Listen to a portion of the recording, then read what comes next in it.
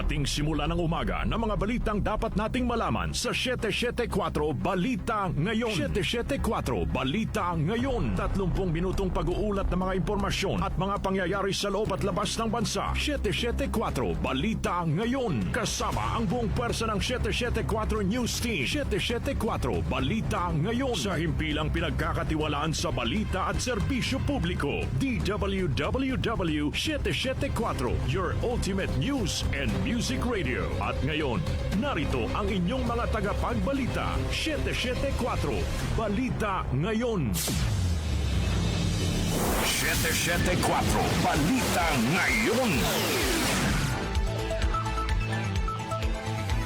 Magandang umaga, Luzon, Visayas, Mindanao, Pilipinas. Ngayon po ay araw ng Martes, August 18, 2026. Narito na ang 774 Balita Ngayon. 774 Balita Ngayon. At sa ulo ng mga nagbabagang balita, ilang lugar sa Metro Manila binahabunsod ng malakas na ulang dala ng habagat, in-person classes at pasok sa mga tanggapan ng gobyerno sa Metro Manila at ilang lalawigan ngayong araw, sinuspinde ng Malacanang. Manila Congressman Benny Abante kinesyon kung nasaan si VP Sara Duterte sa gitna ng mga nararanasang pagbaha sa bansa. Dagdag presyo sa mga produktong petrolyo epektibo na ngayong araw. Dating OBP Special Disbursing Officer Gina Acosta itinuro ang security officer ng OBP na nag-conceptualize ng mga programa at aktibidad para sa paggagamitan ng confidential funds. Malacanang walang kumpirmasyon sa umunay hiling na private meeting ni Vice President Sara Duterte kay Pangulong Ferdinand Marcos Jr. Labor Secretary Francis Tolentino personal na nagtungo sa Pasig RTC Branch 152 upang hilingin na alisin ng writ of preliminary injunction para sa 85 pesos wage hike sa NCR. Metro News, ilang aktibidad sa Valenzuela City kanselado ngayong araw hanggang bukas dahil sa masamang panahon. Sa ating po Science and Technology News, galaw ng mga flying fox sa Pilipinas pinag-aaralan para sa conservation. Lifestyle News, ilang bahagi ng Sandringham Estate sa United Kingdom binuksan na sa publiko. Sa ating pong music trivia, ngayong petsa nanguna sa US Billboard Hot 100 ang 1973 song ng American singer and actress na si Diana Ross. Anong kantang ito? Alamin. At isang gansa sa Texas, iniligtas ang isang pamilya sa sunog. Tamang oras sa buong Pilipinas, alas 6:42 na ng maulang Tuesday morning. Kami po yung tagapagbalita, Daryl Justin. At Darlene Olanyo. Dako na po tayo sa detalye ng mga balita. 774 Balita Ngayon. Narito po muna ang latest sa lagay ng panahon. Lagay ng panahon. Weather update. Weather update. Naglabas ang Pag-asa DOST ng heavy rainfall warning kaninang alas 5 na madaling araw, August 18, 2026, bunsod ng epekto ng southwest monsoon o habagat. Batay sa abiso, nakataas ngayon ng red rainfall warning na may seryosong banta ng pagbaha sa mga flood-prone area sa Batangas, partikular sa Balayan, Tuy, Lian, Calatagan, Calaca, Lemery, Laurel, Agoncillo, Talisay, Tanawan, Malvar, Balete, Mataas na Kahoy, Batangas City, San Jose, Lipa, Cuenca, San Pascual, San Luis, Bawan, Santa Teresita, Alitagtag, Taal, San Nicolas, Nasugbu, Taysan, Ibaan, Rosario, Padre Garcia at Santo Tomas. Sa probinsya ng Zambales, partikular sa Botolan, Iba, Cabangan, San Narciso, San Felipe, San Antonio, Subic, Olongapo, Castillejos at San Marcelino, at sa Bataan, partikular sa Morong, Hermosa, Dinelopihan at Bagaca. Nasa orange rainfall warning level naman na may banta ng pagbaha sa mga sumusunod na lugar: Metro Manila, partikular sa Muntinlupa at Las Piñas, ang buong lalawigan ng Cavite, ang lalawigan ng Laguna, partikular sa Calamba, Cabuyao, Santa Rosa, Biñan, San Pedro, Alaminos, Calawan, Bay, Los Baños, San Pablo. Sa lalawigan ng Batangas, partikular sa Lobo at San Juan, sa Quezon Province, partikular sa Tiaong at San Antonio, probinsya ng Bataan, partikular sa Abukay, Balanga, Limay, Mariveles, Orani, Orion, Pilar at Samal. Probinsya ng Pampanga, partikular sa Bacolor, Mexico, Santa Ana, Arayat, Magalang, San Fernando, Angeles, Mabalacat, Florida Blanca, Lubao, Santa Rita, Guagua, Porac, Santo Tomas, Minalin, Macabebe, Masantolas, Sasmuan. Sa Tarlac, partikular sa Bamban, Capas, San Jose, Mayantok, Tarlac City at Concepcion. Sa Zambales, partikular sa Palawig, Masinloc, Candelaria at Santa Cruz. At sa Bulacan, partikular sa Paombong at Hagonoy. Isinailalim naman sa yellow warning level na may posibleng pag pagbaha sa mga flood-prone area sa Metro Manila, partikular sa Caloocan, Malabon, Navotas, Valenzuela, Quezon City, Parañaque, Taguig, Makati, Mandaluyong, Pasig, San Juan, Pasay, Pateros, Marikina at Manila. Sa Laguna, partikular sa Lumban, Kalayaan, Liliw, Luciana, Magdalena, Mahayhay, Nagcarlan, Pagsanhan, Pila, Rizal, Santa Cruz, Victoria, Cavinti, Fami, Mabitak, Paete, Pakil, Pangil, Santa Maria at Siniloan. Probinsya ng Rizal, Probinsya ng Quezon, partikular sa Rial, Sampaloc, Lukban, Tayabas, Sariaya, Candelaria, Dolores at Lucena. Sa Bulacan, partikular sa San Jose del Monte, Santa Maria, Bustos, Pandi, Baliwag, Plaridel, Pulilan, Kalumpit, Malolos, Bulacan, Giginto, Bocaue, Balagtas, Obando, Mekawayan at Marilao. Probinsya ng Pampanga, partikular sa Apalit, Candaba, San Luis at San Simon. At sa Tarlac, partikular sa Anao, Herona, La Paz, Paniki, Pura, Ramos, San Manuel, Victoria, Camiling, Moncada, San Clemente at Santa Ignacia. Samantala, kasalukuyang nararanasan ng mahina hanggang katamtaman na may paminsan-minsang malalakas na mga pag-ulan na maaaring tumagal ng 3 oras at posibleng makaapekto sa mga kalapit na lugar ng Nueva Ecija, sa nalalabing bahagi ng Quezon at nalalabing bahagi ng Bulacan. Inabisuhan ng publiko at ang mga concerned Disaster Risk Reduction and Management Office o DRRMO na manatiling nakamonitor sa lagay ng panahon sa kani-kanilang mga lugar. 774 Balita Ngayon. Sa iba pang mga balita, binaha ang ilang lugar sa Metro Manila kahapon, bunsod ang tuloy-tuloy na malakas na pag-ulang dulot ng habagat. Kabilang sa mga lugar sa Metro Manila na binaha ay ang Buendia Avenue sa Makati, Taft Avenue at Espanya Boulevard sa Maynila, ilang bahagi ng Quezon City at ilang lugar sa Caloocan City. Bunsod nito, maraming commuter at mga motorista ang na-stranded at napilitang sumuong sa baha. Batay sa datos ng Science Garden Station sa Quezon City, umabot ng 201.7 millimeters ang buhos ng ulan simula alas 9 ng umaga hanggang alas 2 ng hapon.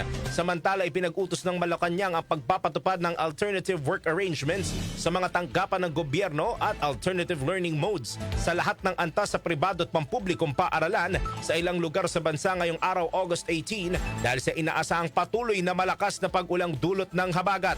Kabilang dito ang Metro Manila, Ilocos Sur, La Union, Pangasinan, Benguet, Zambales, Bataan, Tarlac, Pampanga, Bulacan, Cavite, Batangas, Rizal, Laguna at Occidental Mindoro. Patuloy namang magtatrabaho ang mga ahensyang nagbibigay ng basic at health services, disaster response at iba pang mahalagang serbisyo.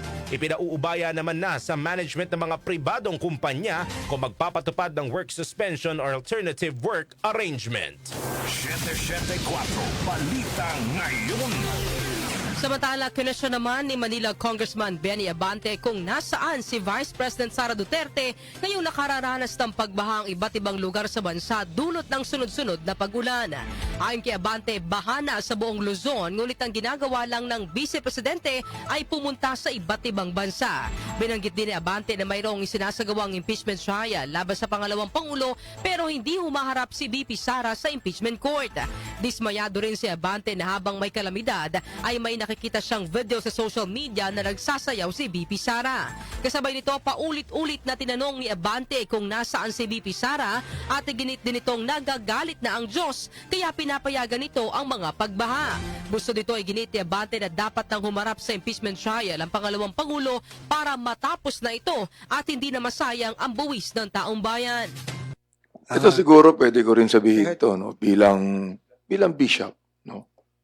Mukhang pati ang Diyos nagagalit na rito. Inaalaw niya na yung baha eh. Baha na sa buong Luzon. Anong ginagawa ng ating Vice President? Nagpupunta sa iba't ibang bansa. Just imagine meron tayong impeachment court dito. Dapat umaharap siya. Saan siya? Nasaan siya ngayon? Gusto kong tanungin, nasaan ba siya ngayon? Meron akong nakita na video. Sumasayaw pa siya eh. Nasaan ba siya ngayon?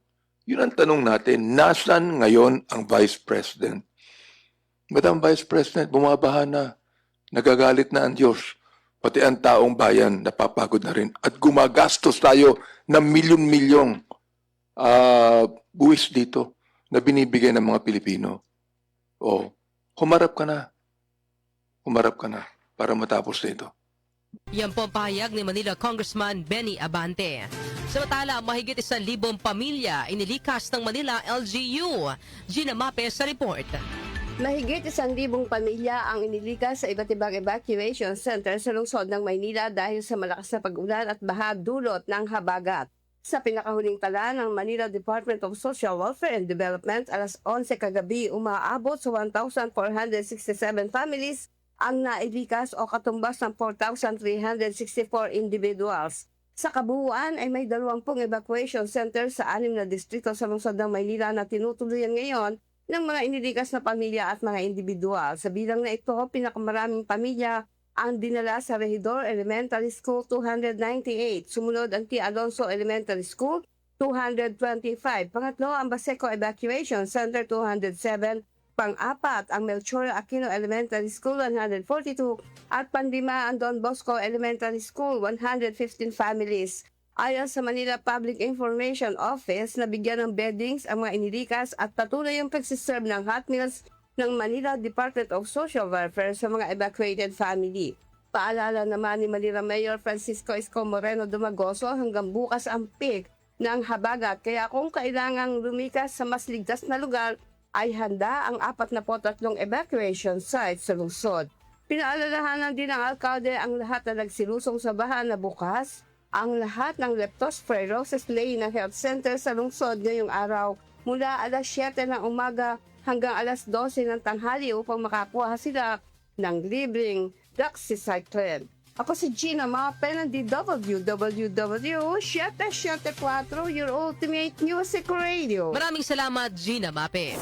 774 Balita Ngayon. Epektibo na ngayong Martes ang taas presyo sa mga produktong petrolyo.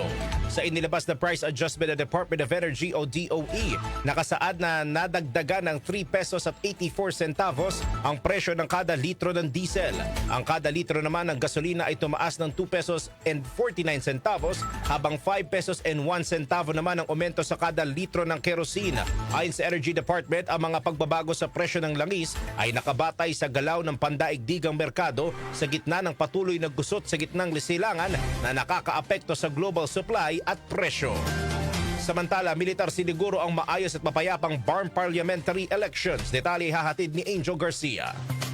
Tiniyak ng Philippine Army na gagawin nila ang lahat, katuwa iba pang law enforcement agencies upang matiyak ang mapayapa at maayos na pagdaraos ang kauna-unahang parliamentary election sa Bangsamoro Autonomous Region in Muslim Mindanao. Ito'y kasunod ang pananambang sa convoy ni BARM Interim Chief Minister Abdularov Sami Gambar Makakuha sa Barangay Dulangan, Datu Udin Sinsuat, Maguindanao del Norte. Ayon kay Philippine Army Commanding General Lieutenant General Donald Gumiran, nakatuon ang kanilang puwersa sa pagtiyak na malayang makakaboto ang mamamayan ng Bangsamoro. Sinabi pa ni Gumiran na patuloy ang pakikipag-ugnayan ng Army sa Commission on Elections, Philippine National Police at iba pang ahensya upang mapanatili ang seguridad at maiwasan ang mga banta na maaaring makaapekto sa halalan. Patuloy din aniya ang community engagement, pakikipag-ugnayan sa mga lokal na leader at pagpapalakas ng seguridad sa mga lugar na itinuturing na vulnerable, kabilang ang mga pangunahing highway at transit routes sa rehiyon. Nabatid na nakaligtas at walang nasaktan sa nangyaring ambush, kabilang na si Makakuha at ang mga kasama nito sa naturang convoy. Angel Garcia ng DWWW 774, your ultimate music radio. Maraming salamat, Angel Garcia. 774 Balita Ngayon.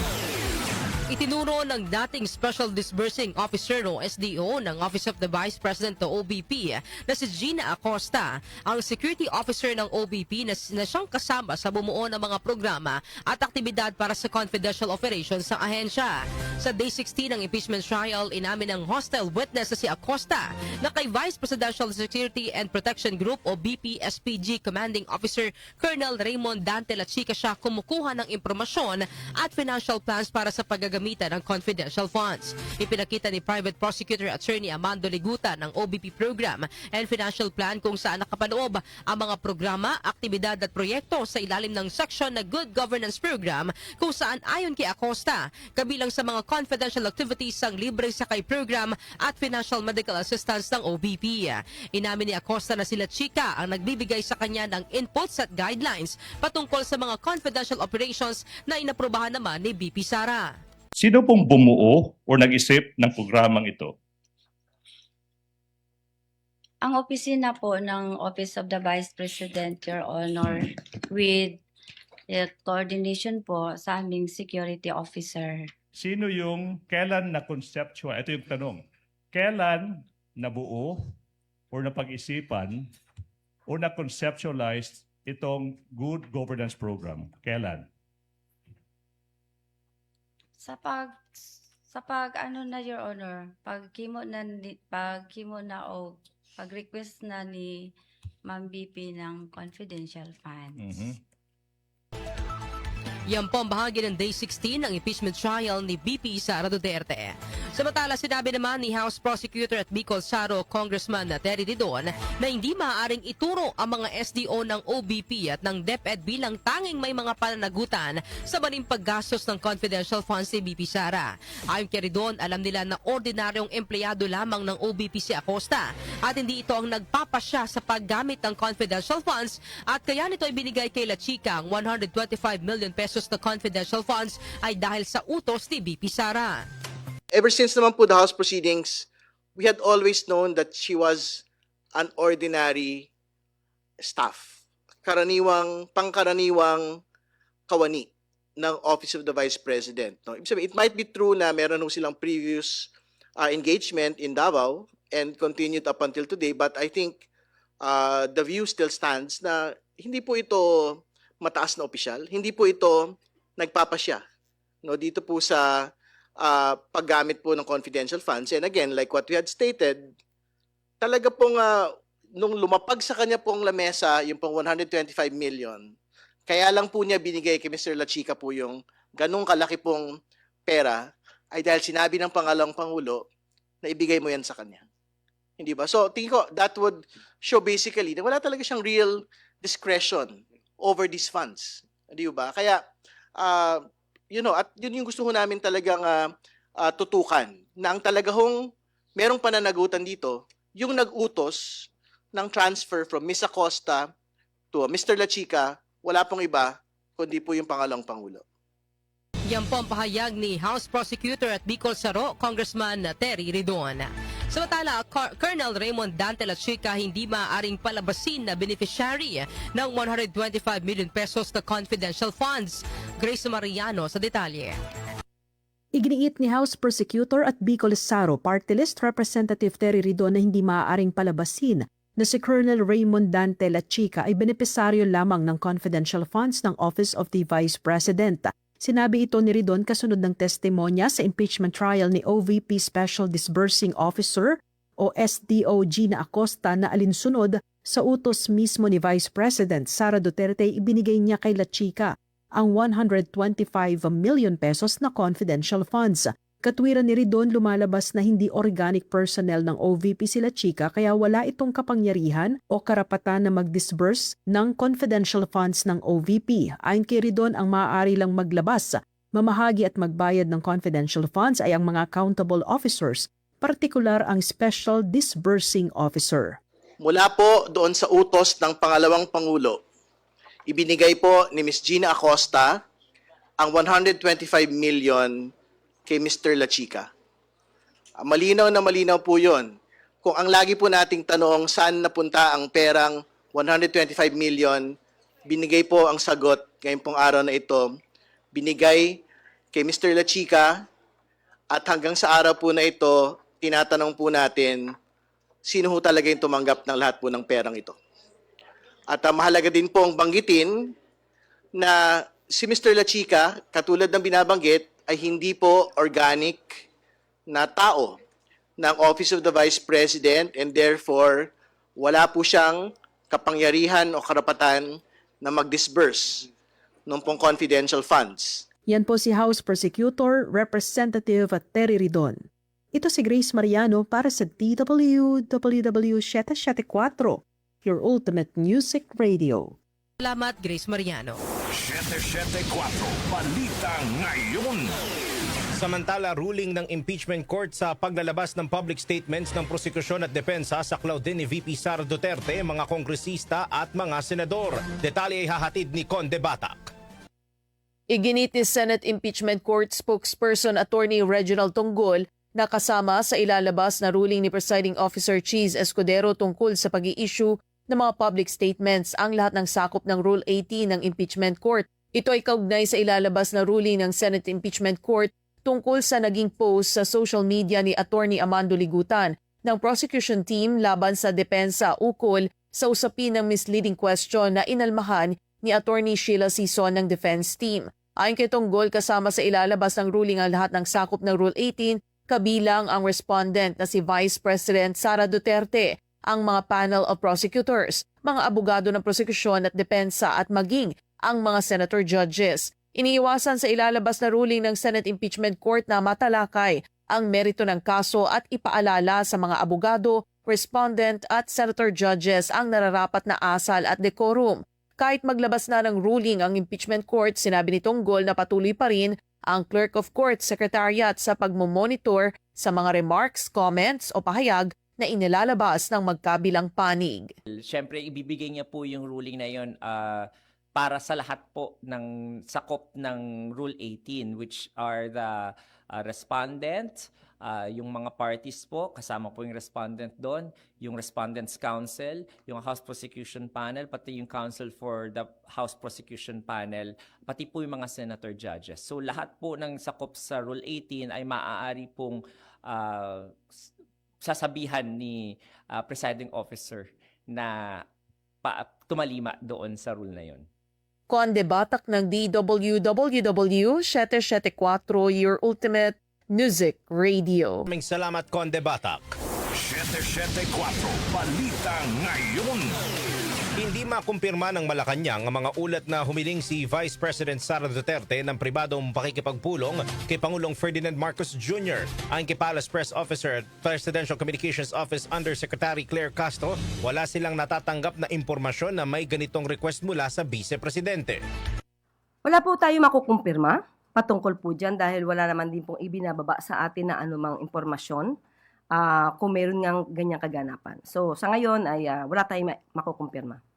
Gayunman sinabi ni Castro na bukas si Pangulong Marcos sa pakikipag-usap sa lahat, kabilang ang mga hindi sumasang-ayon sa kanya. Una nang sinabi ng Pangulo na handa siyang makipagdialogo para magkaroon ng mas magandang pagkakaunawaan. Nilinaw naman ni Castro na hindi partikular kay VP Sara ang pahayag na ito upang maiwasan ang maling interpretasyon. Ang sabi ng Pangulo, sa una pa lang niyang podcast, kahit sino, sa lahat na maaaring hindi sumasang-ayon sa kanya, siya ay bukas upang makipag-usap para magkaroon ng magandang pagkakaintindihan. Hindi partikular para kay Vice Presidente. Baka kasi magkaroon na naman ng misinterpretation at misunderstanding sa ating mga ginawang katugunan sa ngayong araw na to. Yan po ang tinig ni Palace Press Officer at Communications Undersecretary Claire Castro. 774 Balita Ngayon. Samantala, zero allocation claim ni Congressman Edgar Erice sa proyekto sa Caloocan, pinabulaanan ng palasyo. Sanel Salazar sa report. Itinanggi ni DPWH Secretary Vince Dizon na sinabihan niya si Caloocan Representative Edgar Erice na isizero ang pondo nito dahil sa mga pagbatikos sa gobyerno.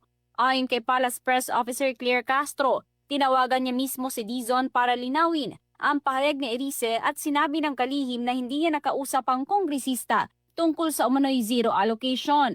Dahil dito sinabi ni Castro na tila gumagawa lamang ng sariling kwento si Erice at walang basihan ang kanyang aligasyon. Yan po ay pinasinungalingan mismo ni Secretary Vince Dizon dahil hindi po niya nakakausap si Congressman Erice patungkol sa kanyang pagbibintang.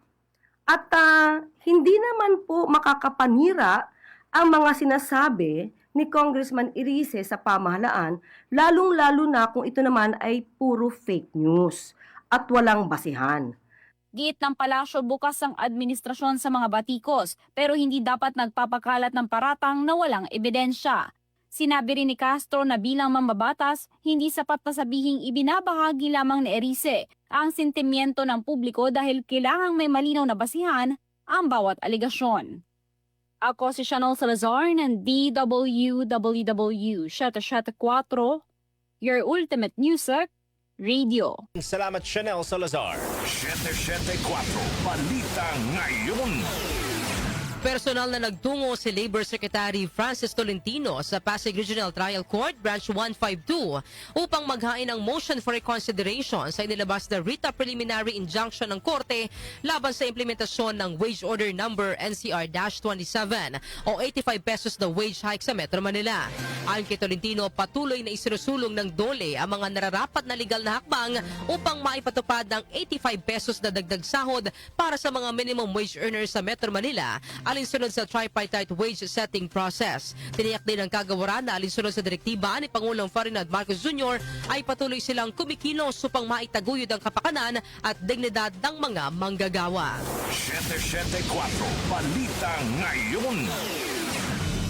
Tamang oras sa buong Pilipinas, 5 minuto na makalipas ang alas 7 ng umaga. Kami pa rin po yung tagapagbalita, Daryl Justin. At Darlene Olanyo. 774 Balita Ngayon. Metro News. Metro News. Ilang aktibidad sa Valenzuela City kanselado ngayong araw hanggang bukas dahil sa masamang panahon. Detalye hahatid ni John Nabakiran. Inanunsyo ng lokal na pamahalaan ng Valenzuela na postpone muna ang ilang aktibidad na nakaschedule ngayong araw August 18 hanggang August 19 dahil sa patuloy na malakas na pag-ulan dulot ng habagat.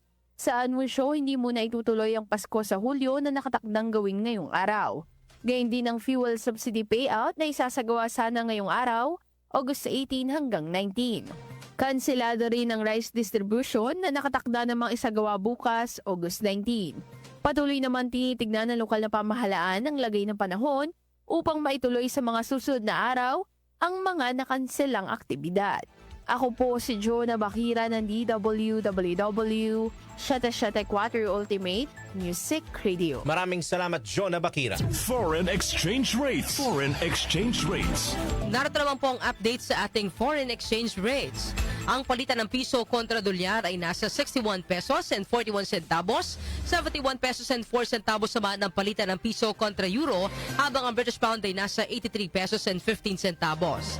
Ang palitan naman ng piso kontra Saudi Riyal ay nasa 16 pesos and 36 centavos, habang ang Japanese yen ay nasa 39 centavos. Lotto results. Lotto results. Mga kanyusik, narito na ang Lotto results kahapon. Hatid sa atin yan ni Jackie Maestrado Rubio. Ang bahaging ito ay atid sa inyo ng Philippine Charity Sweepstakes Office, pagkakaisa para sa kawang gawa. Narito na ang mga lumabas na winning combinations sa Grand Lotto 655 na binola kagabi August 17. 4, 20, 38, 3, 50, at 24. Muli ang winning number combination sa Grand Lotto 655 ay 4, 20, 38, 3, 50, at 24.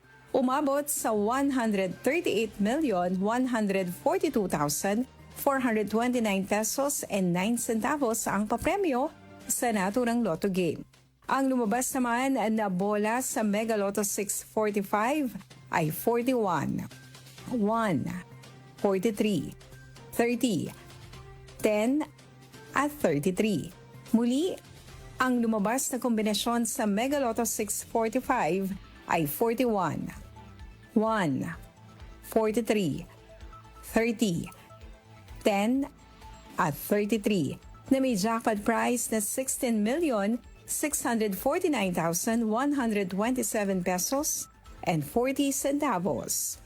Yan ang recap ng resulta ng August 17, 2026 draw ng Grand Lotto 655 at Mega Lotto 645 ng Philippine Charity Sweepstakes Office. Samantala, narito ang jackpot estimate sa laro mamayang gabi. 10 million pesos para sa Lotto 642, 25,290,000 sa Super Lotto 649, at 219 million para sa Ultra Lotto 658. Ang bahaging ito ay atid sa inyo ng Philippine Charity Sweepstakes Office, pagkakaisa para sa kawang gawa. Ako po si Jackie Maestrado Rubio ng DWWW 774, your ultimate music radio. Maraming salamat, Jackie Maestrado Rubio. Science and Technology. Science and Technology. Galaw ng mga flying fox sa Pilipinas, pinag-aaralan para sa conservation. Detalye po ay atid ni Rose B. Miranda. Nagsagawa ng pananaliksik ang mga researcher mula sa University of the Philippines o UP upang imapa ang mga galaw at kilos ng mga flying fox sa bansa bilang tulong sa pagpapanatili at pangangalaga sa kanilang populasyon. Ang mga siyentipiko ay gumamit ng maliliit at magagaan na GPS collar sa siyam na flying fox mula sa 3 uri na kinabibilangan ng giant golden-crowned flying fox, large flying fox at small flying fox upang masundan ang kanilang ruta at mga pinupuntahang tirahan. Inihayag ni researcher Rio Renato Constantino na napakalimitado pa ng mga datos ukol sa paggalaw ng mga flying fox sa Pilipinas. Sa pamamagitan ng pag-aaral na ito, mas mauunawaan kung gaano kalayo ang kanilang nililipad, gaano kadalas silang bumabalik sa kanilang pahingahan, at kung paano nila ginagamit ang iba't ibang tirahan kabilang ang mga built-up area at sakahan. Binigyan din ng mga mananaliksik ang kahalagahan ng mga flying fox sa ecological functions, partikular sa pagpapakalat ng mga binhi ng prutas na nakatutulong sa muling paglago ng mga kagubatan. Pangalagaan ng kapaligiran para sa magandang kinabukasan. Ako si Rosemary Miranda ng DWWW 774, Ultimate Music Radio. Maraming salamat, Rosemary Miranda. Lifestyle News. Lifestyle News. Ilang bahagi ng Sandringham Estate sa United Kingdom binuksan na sa publiko. Detalye hahatid ni Mika Fajardo. Binuksan ni King Charles III sa publiko ang dating pribadong bahagi ng Sandringham Estate sa Norfolk, England, kung saan maaari na magpalipas ng gabi ang mga bisita sa inirestore na Victorian Water Tower. Ang water tower na itinayo noong 1877 upang magbigay ng malinis na tubig sa royal residence ay ginawang pribadong accommodation para sa 2 tao matapos pagsamahin ng orihinal nitong Victorian architecture at mga modernong pasilidad. May 4 na palapag at 1 kwarto ang accommodation na may kusina, dining room, living room na may gumaganang fireplace, king-sized bed, Wi-Fi, pribadong paradahan at enclosed garden, habang may elevated outdoor seating area at rooftop terrace na nag-aalok ng tanawin ng Norfolk countryside.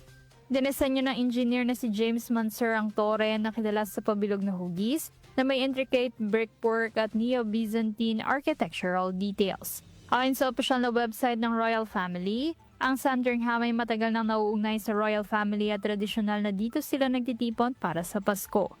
Ang ari-arian ay binili ni King Edward VII noong 1862 at nanatili na sa Royal Family mula noon. Ito ay isa sa 2 pribadong ari-arian ng pagmamay-ari ni King Charles na ang isa ay ang Balmoral sa Scotland. Bahagi na ngayon ng water tower ng mga accommodation na maaaring tuluyan sa Sandringham Estate kasama ang The Folly at Garden House. Maaari itong i-book sa official website ng estate sa halagang halos £160 o mahigit 13,300 pesos kada gabi depende sa petsa at availability. Ako po si Mika Fajardo ng DWWW 774, your ultimate music radio. Maraming salamat, Mika Fajardo.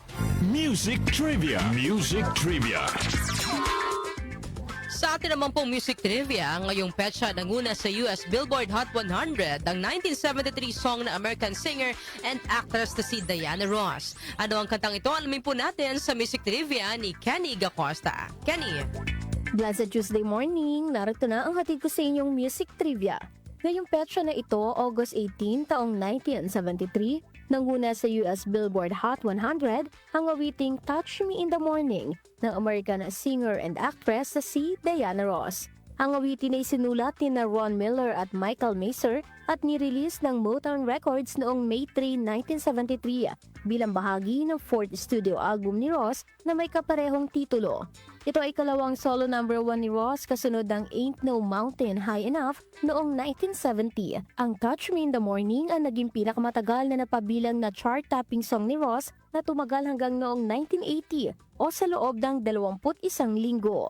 Maliban sa US Billboard Hot 100, nanguna rin ang Touch Me in the Morning sa US Adult Contemporary at US Cashbacks Top 100 noong 1973.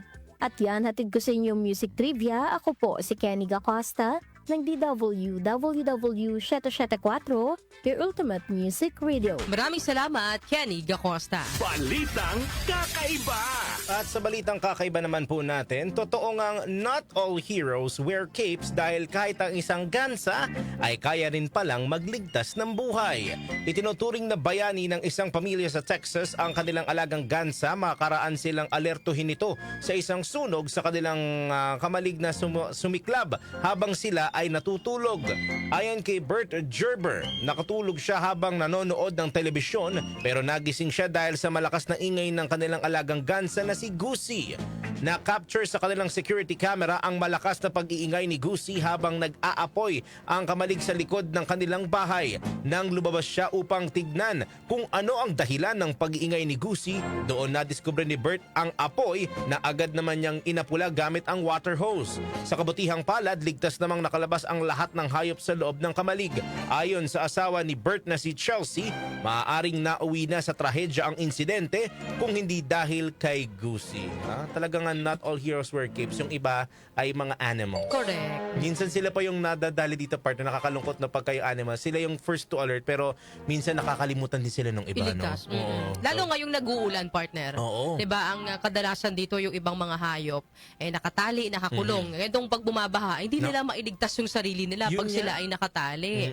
Kaya sabi nga, kung hindi mo naman kayang isama sa paglikas yung iyong alagang hayop, pakawalan mo man lang or alisin mo sa kulungan kasi kaya nilang iligtas yung sarili nila. May no? instinct sila para i-save yung sarili nila eh. Correct. Wag kayong, tsaka kung hindi ninyo kayang alagaan, wag na lang. Tama. Kawawa naman po yung mga alagang hayop natin, no?